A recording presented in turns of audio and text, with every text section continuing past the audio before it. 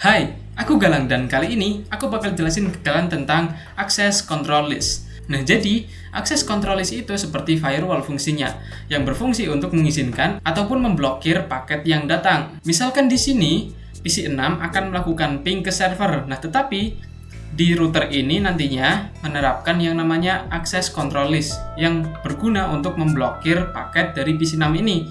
Nah, nantinya paket PC 6 itu tidak akan bisa sampai ke server 2 ataupun diblokir. Kemudian, untuk topologinya aku udah buat di sini ada 2 buah router, 2 switch, kemudian ada 6 PC dan 3 server.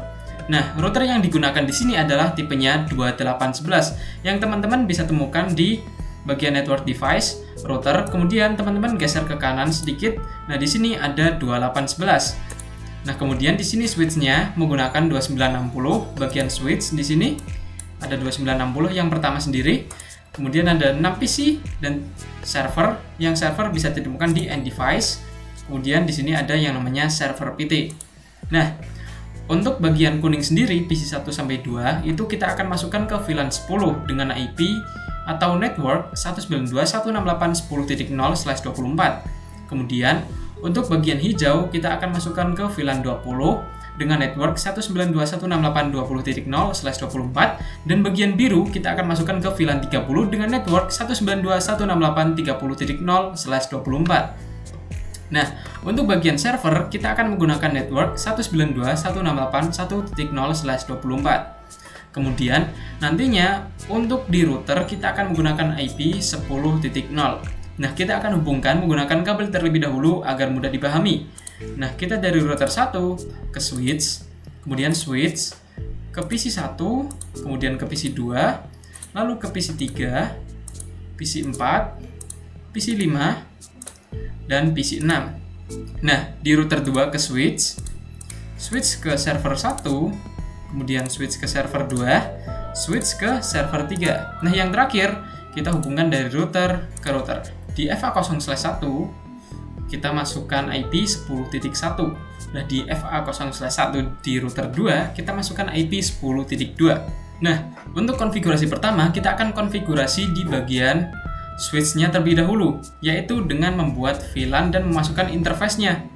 Nah, kita masuk ke switch, CLI, kita enter, kita enable, masuk ke global configuration, lalu kita ketik VLAN 10, lalu kita enter, kita exit, buat lagi VLAN 20, kita exit lagi, kemudian kita buat lagi yang terakhir yaitu VLAN 30, kita enter, kita exit lagi.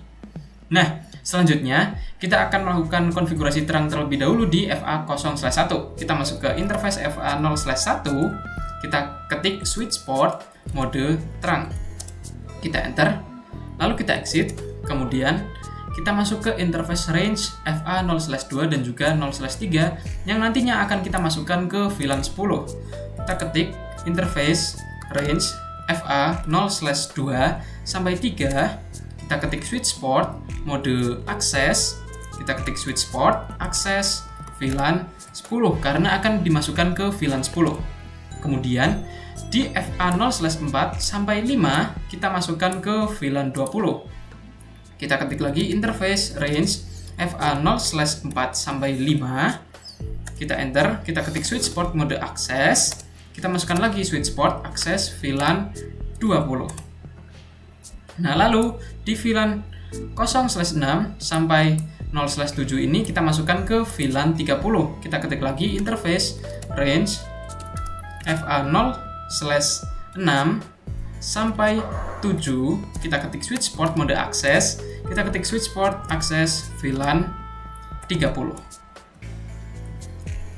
Nah, untuk konfigurasi di switch saya rasa sudah cukup. Selanjutnya kita konfigurasi di router 1.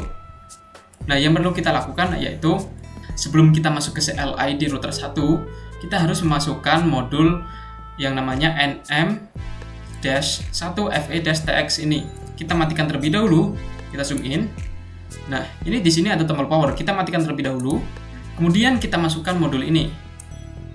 Nah, di sini kita masukkan. Setelah itu kita nyalakan kembali. Setelah selesai, kita masuk ke CLI. Kita tunggu, kita fast forward di sini. Nah, kita ketik no, lalu enable, ketik conf t, Nah, yang pertama kita lakukan adalah menyalakan interface-nya.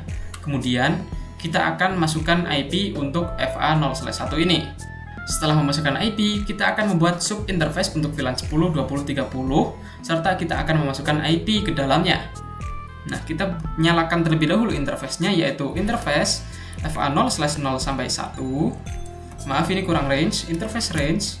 Lalu kita enter, kemudian kita ketik no shutdown. Maka interface-nya akan menyala. Kemudian kita masuk ke interface FA0/1.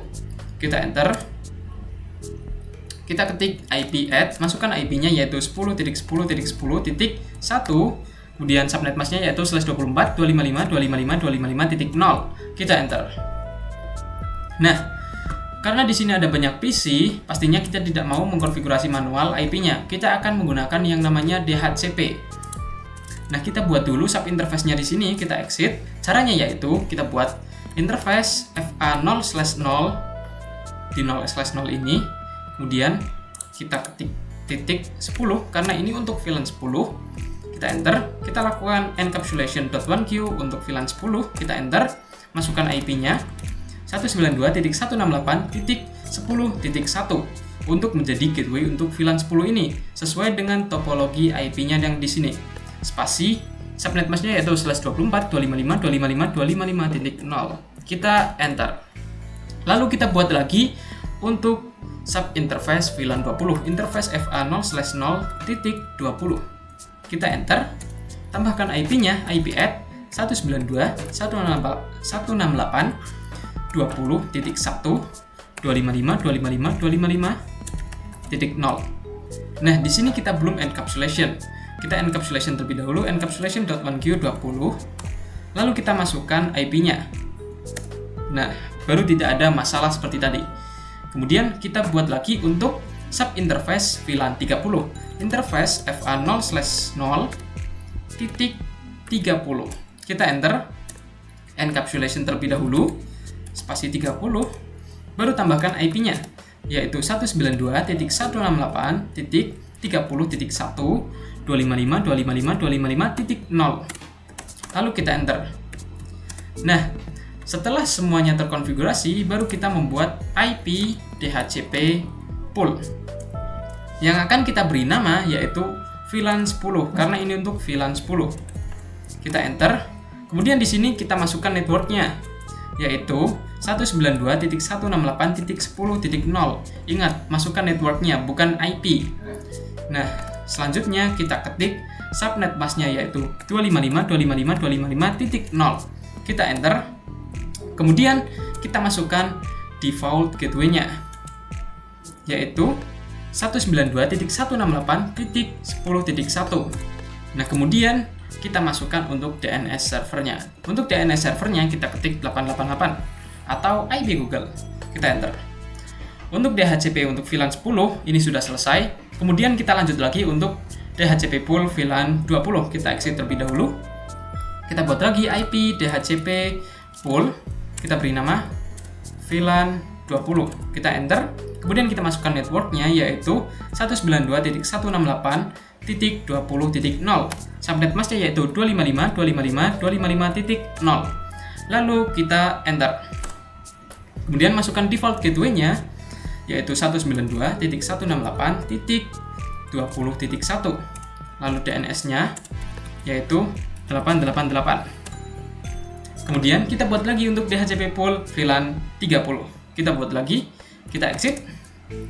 IP DHCP pool VLAN 30. Kita enter. Nah, kita masukkan networknya 192.168.30.0 spasi 255.255.255.0 karena subnet mask /24. Kita masukkan default gateway-nya atau default router yaitu 192.168.30.1. Kita enter, masukkan juga DNS-nya yaitu 8.8.8.8. Lalu kita enter.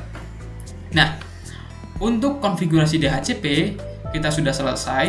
Kemudian kita akan coba cek di sini di PC1 apakah sudah bisa atau belum.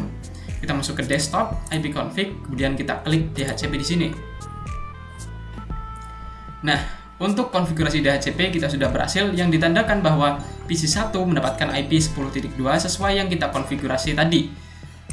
Kemudian di PC 2 kita ubah lagi menjadi DHCP. Sudah berhasil. Di PC 3 desktop IP config DHCP.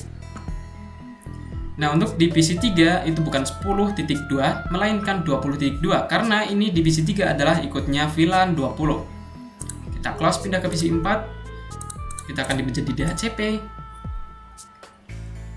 Berhasil, kita ke PC 5. Nah, ini menjadi 30.2 karena PC 5 masuk di VLAN 30.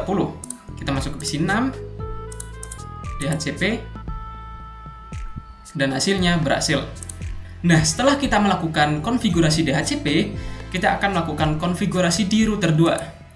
Hal yang sama, kita akan memasukkan modulnya terlebih dahulu. Kita matikan powernya di sini. Nah, kita masukkan modul NM1FATX ini ke sini. Lalu kita nyalakan kembali. Nah, kita fast forward. Kita lihat lagi, kemudian masuk ke CLI. Kita ketik no, enable, conf T. Kita nyalakan interface-nya terlebih dahulu di interface FA0/0 dan juga 0/1. Kita masuk ke interface range FA0/0 sampai 1. Kita ketik no shutdown. Nah, maka interface-nya sudah menyala. Kemudian kita exit. Kita masukkan IP-nya di FA0/1. Nah, tadi di FA0/1 di router 1 kita juga sudah memasukkan IP-nya yaitu 10.1/24. Kemudian di FA0/1 router 2 juga kita akan masukkan yaitu IP-nya 10.2. Kita masuk ke interface FA0/1, enter IP add 10.10.10.2/24 yaitu 255.255.255.0. Lalu kita enter. Nah, kemudian sebelum kita membuat DHCP, kita akan melakukan terang di FA0/1 ini. Kita masuk ke switch 2, kita CLI, kemudian kita enter, enable, masuk ke global configuration, kita masuk ke interface FA0/1 ini. Interface FA0/1 kita konfigurasi menjadi terang, switch port, mode terang. Nah, kita fast forward. Konfigurasi di switch 2 kita hanya melakukan terang saja karena di sini kita tidak membuat VLAN untuk masing-masing server. Nah, kita masuk kembali ke router 2, kita exit. Kita baru membuat untuk IP DHCP pool, IP DHCP pool. Kita beri nama yaitu server misalkan. Lalu enter, kita masukkan networknya. Untuk network server kita menggunakan IP 192.168.1.0 yang ada di pojok kanan atas ini. Kemudian kita beri subnet masknya yaitu 24.255.255.255.0. Lalu kita enter. Kita kasih default gateway yaitu 192.168.1.1. Kita enter. Kita masukkan lagi DNS servernya yaitu 888. Lalu kita enter. Nah, kemudian kita akan coba cek di server 1 desktop IP config, kita lakukan DHCP di sini. Nah, di sini masih gagal. Kita ganti lagi menjadi static. Nah, di sini kita perlu memasukkan IP untuk FA0/0-nya terlebih dahulu. Kita exit, kita masuk ke interface FA0/0.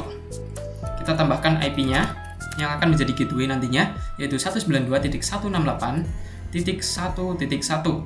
Kita masukkan subnet masknya yaitu 255.255.255.0. Kita enter. Nah, kita akan fast forward dan kita akan coba cek lagi di server 1 apakah sudah bisa atau belum. Nah, di sini konfigurasinya sudah berhasil dengan IP 1.2 yang didapatkan secara DHCP atau otomatis. Kita pindah ke server 2. Kita ganti menjadi DHCP. Mendapat IP 1.3 dan di server 3 kita coba cek IP config DHCP dan dapat IP 1.4. Nah, kita akan coba cek ping di sini dari PC 1 ke PC 2, hasilnya successful. Kemudian berbeda VLAN atau berbeda network, masih failed. Kita coba lagi, successful. Kemudian PC 3 ke PC 4, successful. PC 5 ke PC 4, masih failed. Kita coba lagi, kita ping dari PC 5 ke PC 4, hasilnya successful. Kemudian PC 5 ke PC 6, hasilnya juga successful. Nah, kemudian dari server 1 ke server 2, sukses. Server 2 ke 3, sukses. 3 ke 1, sukses. Nah, tetapi dari PC-PC ini belum bisa melakukan ping ke server karena belum melakukan konfigurasi routing. Nah, kita coba cek dulu. Nah, file di sini juga masih fail, dicoba berapa kali pun masih tetap fail. Nantinya di video selanjutnya aku bakal buat konfigurasi routing di router 1 dan juga router 2 agar semua perangkat ini bisa berkomunikasi. Aku Galang pamit undur diri, terima kasih banyak.